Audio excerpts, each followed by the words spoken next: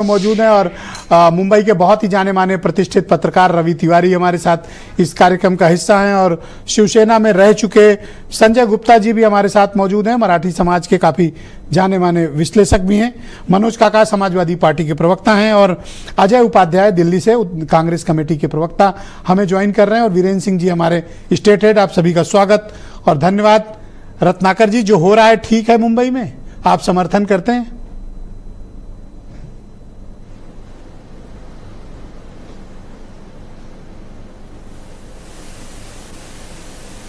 आपने अपनी आवाज म्यूट कर रखी, उसको अनम्यूट कर दें।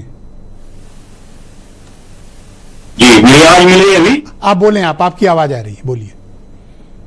जी, देखिए जो ये हो रहा है वो बिल्कुल ठीक नहीं हो रहा है। भाषा और प्रांत के नाम पे लोगों को मारना, प्रताड़ित करना, ये बिल्कुल नहीं होना चाहिए। लेकिन कुछ सियासी पार्टियां हैं जो अपनी राजनीतिक जमीन जो है खो चुकी है और उसको पुनः हासिल करने के लिए इस तरह का जो हथकंडा भाषा और प्रांत के नाम पे जब भी मनपा का चुनाव होता है वो उठ कर आ जाती है। लेकिन मराठी मानुष जो है यह जानता है कि उसको भाषा और प्रांत और जाति के नाम पे वोट देना है या फिर विकास के नाम पे वोट देना है, और इनको अच्छी तरीके से पिछले विधानसभा चुनाव में वो मराठी मानुष ने बता दिया है। देखिए, आज लड़ाई मराठी अस्मिता की नहीं है, बिल्कुल ये इनकी खो चुकी सियासी जमीन और इनके अस्तित्व की लड़ाई है। और आज आपने देखा पिछले विधानसभा में भी अभी 288 सीटों में शिवसेना यूबीटी की बात कर लूंगा तो सिर्फ 20 सीट इन्होंने हासिल किया, और मनसे तो आमदार हो या खासदार हो या नगर सेवक हो, सब शून्य पे सिमट गए। इससे यह साफ दर्शाता है ये चीजें कि ये मराठी लोग जो है या महाराष्ट्र में जो जनता है वो आज सजग हो चुकी है, सचेत हो चुकी है। जो भाषा के नाम पे, प्रांत के नाम पे जो विवाद करना चाहता है उसको दरकिनार पिछले चुनाव कर चुकी है और आगामी मनपा चुनाव में भी करेगी। मैं उम्मीद करता हूं कि आप निशिकांत दुबे को जानते होंगे। वो भारतीय जनता पार्टी के झारखंड से सांसद हैं। वो मराठी नेताओं को दौड़ा दौड़ा कर पिटवाने की बात करते हैं। आप लोग सपोर्ट में हैं निशिकांत दुबे के? देखिए, ये उनका अपना वक्तव्य हो सकता है, लेकिन क्यों अपना वक्तव्य हो सकता है? वो आपके आधिकारिक सांसद हैं। बिल्कुल, तो उनका खुद का भी मत होता है, खुद का भी वक्तव्य होता है। मैं आपको कहना चाहता हूं कि यहाँ पे फडणवीस जी जो है हमारे चीफ मिनिस्टर हैं, उन्होंने क्या कहा है उस वक्तव्य पे जाइए आप।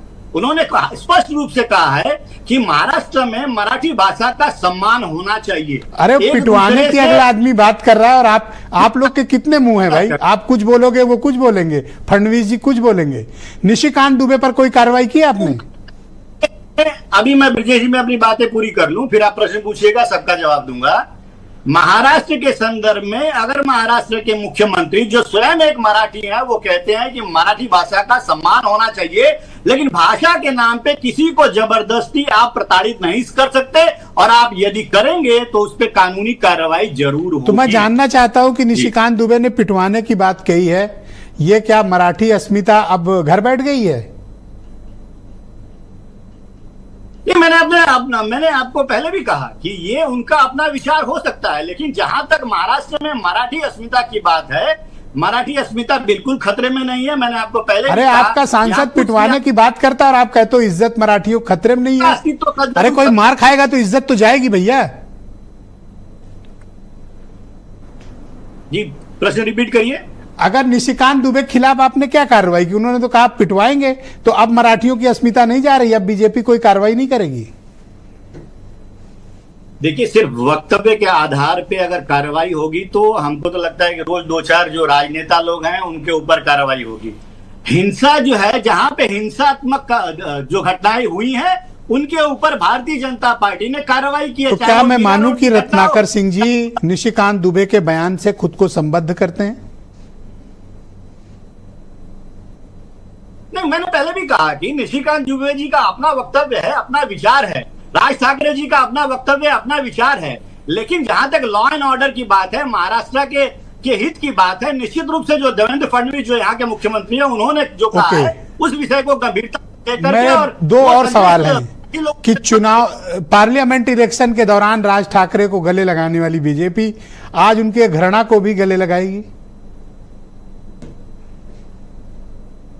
देखिए ब्रजेश जी, आपको भी पता है और देश की जनता और महाराष्ट्र की जनता को भी पता है कि राज ठाकरे और उद्धव ठाकरे एक दूसरे से राजनीतिक वर्चस्व की लड़ाई के लिए अलग हुए हैं और आज एक दूसरे से जुड़ भी रहे हैं अपने राजनीतिक अस्तित्व को बचाने के लिए, क्योंकि जनता ने उनको नकार दिया है और मनपा का आगामी चुनाव है। तो सर, जब नकार दिया था तो आप पार्लियामेंट के चुनाव में गले लगाए क्यों घूम रहे थे?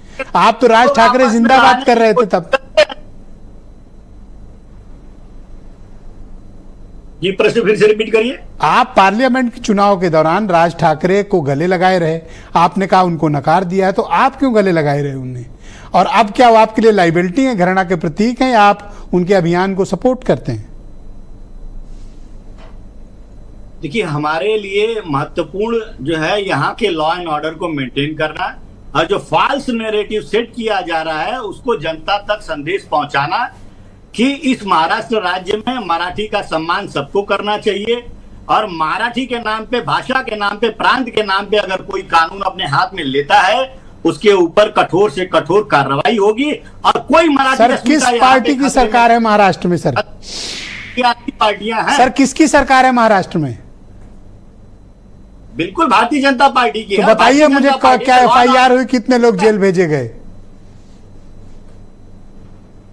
ब्रजेश जी, मैं आपको आंकड़े के साथ बताता हूं, अभी मीरा रोड की घटना में 300 से ज्यादा लोगों की गिरफ्तारियां हुई है और जो व्यापारी जिसने मनसे के ऊपर वक्तव्य दिया था उसके ऑफिस में मनसे के कार्यकर्ताओं ने जो पथराव किया था, 5 लोगों की गिरफ्तारी वहां पे भी हुई है। तो हम कानूनी कार्रवाई करने में जरा भी पीछे नहीं हटते। लॉ एंड ऑर्डर को मेंटेन करने की जिम्मेदारी हमारी है, भारतीय जनता पार्टी की, और करेगी। और एक चीज मैं आपको कहना चाहूंगा, देखिए सर, मैं दूसरा राउंड दूंगा, आप तसल्ली रखें। दूसरे राउंड के लिए भी बहुत ढेर सारे सवाल हैं। मैं कांग्रेस कमेटी के प्रवक्ता अजय